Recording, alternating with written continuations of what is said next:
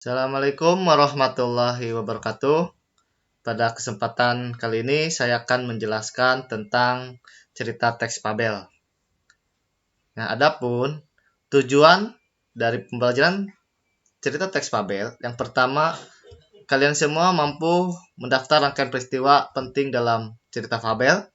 Yang kedua, kalian semua dapat mengklasifikasikan informasi penting dari fabel berdasarkan unsur intrinsiknya. Yang ketiga, kalian mampu menyimpulkan ciri umum fabel dengan argumentasi yang logis. Yang keempat, kalian mampu merinci peristiwa penting berdasarkan urutan cerita fabel. Yang kelima, mampu menafsir isi cerita fabel dengan tepat. Yang keenam, kalian mampu menceritakan kembali isi fabel dalam bentuk lisan dengan runtut.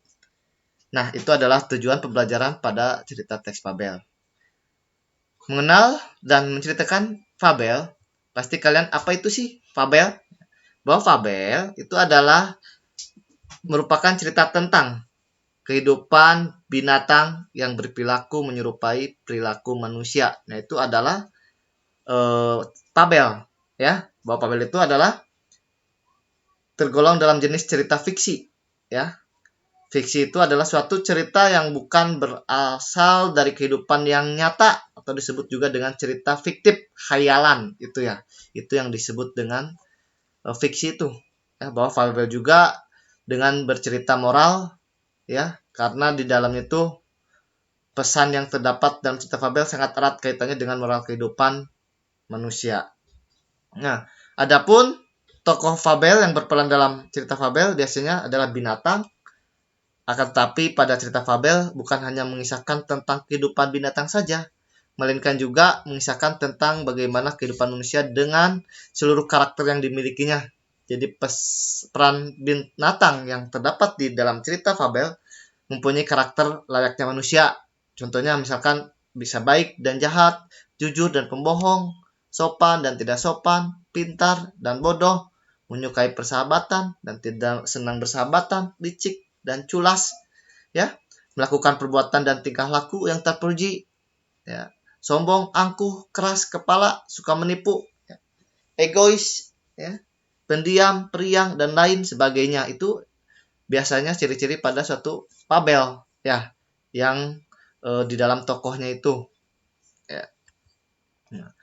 Nah, ciri fabel itu bersifatnya fiksi yang tadi sudah dijelaskan, ya, bahwa fiksi itu adalah suatu cerita yang bukan berasal dari kehidupan yang nyata, disebut juga dengan cerita fiktif, khayalan. Itu yang maksud dengan fiksi. Ya, di sini pun ada tokoh-tokoh karakter yang berperan di dalam fabel para binatang. Ya, bisa protagonis. Apa sih protagonis itu?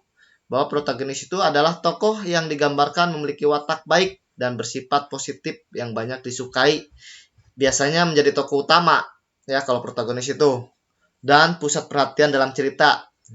Tokoh protagonis sering digambarkan memiliki sifat yang rendah hati, tidak sombong, penyabar, jujur, dan setia, dan suka menolong. Yaitu pada watak fabel. Terus yang kedua, ada antagonis. Antagonis itu apa sih?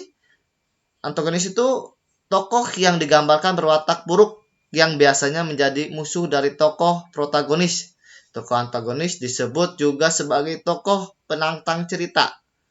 Tokoh antagonis sering digambarkan dengan seseorang yang memiliki sifat pendendam, pembohong, sombong, tidak bersahabat, ya, pembuat masalah, biasanya suka pamer. Itu biasanya yang diperankan oleh antagonis. Nah, terus yang ketiga ada tirtagonis. Apa sih tirtagonis itu? Bahwa tirtagonis itu adalah tokoh yang menjadi penengah antara tokoh protagonis dan antagonis, penengah. Ya, biasanya tirtagonis itu disebut dengan penengah. Digambarkan sebagai seorang yang bersifat netral, yang terkadang bisa berpihak kepada tokoh protagonis, begitu pula sebaliknya, bisa bersifat ke tirtagonis. Namun di saat tokoh protagonis dan antagonis terlibat dalam konflik, tokoh tirtagonis akan bertindak sebagai pelerai dari keduanya. Nah, itu pada watak tokoh, ya, atau yang diperankan oleh si cerita fabel itu. Ada protagonis, antagonis, dan tirtagonis. Nah, bahwa yang keempat itu cerita memiliki rangkaian peristiwa yang menunjukkan kejadian sebab akibat. Rangkaian sebab akibat diurutkan dari awal sampai akhir. Nah, terus yang kelima, menunjukkan penggambaran moral. Moral itu biasanya karakter ya. Ya, karakter yang berperan pada sebuah si tokohnya. Moralnya tuh apakah baik, apakah kurang baik, gitu biasanya moral disebut itu. Nah, sedangkan yang keenam, fabel menggunakan latar alam. Ya, latar alam, terus hutan, laut, dan sungai. Nah, itu biasanya cerita pada fabel, ya, latar tempatnya tuh biasa di alam atau hutan, laut, dan sungai. Nah, ciri bahasa yang digunakan yaitu kalimat langsung dan tidak langsung pada cerita fabel itu. Ya, terus di situ juga ada penghubung urutan waktunya dan ada kata sandang, ya. Kata sandang itu biasanya ada kata si, ya, ada sang. Nah, sepertinya seperti itu. Ada misalkan si kelinci, sang raja. Nah, biasanya itu pada kata sandang, bisa si dan sang. Nah, adapun unsur-unsur intrinsik fabel, apa sih yang dimaksud dengan intrinsik? Intrinsik itu berarti di dalam cerita fabel. Yang pertama itu adalah ada tema. Tema itu yakni gagasan utama atau ide cerita dalam sebuah cerita. Yaitu yang dimaksud dengan tema, yang merupakan gagasan utamanya dalam suatu cerita. Terus yang kedua, ada tokoh. Tokoh itu pelaku dalam cerita yang dihadirkan dalam bentuk hewan sebagai personifikasi manusia. Ya, berarti kan seolah-olah seperti manusia tokohnya itu. Ya, tapi diperankan oleh hewan. Ya, tokoh itu. Tokohnya itu bisa kelinci, ya, kucing, harimau. Nah, itu yang dimaksud tokoh yang memainkan suatu cerita, tokoh itu. Terus yang ketiga, ada watak. Ya, tadi watak sama saya udah jelaskan kan, ada antagonis, protagonis, dan tirtagonis.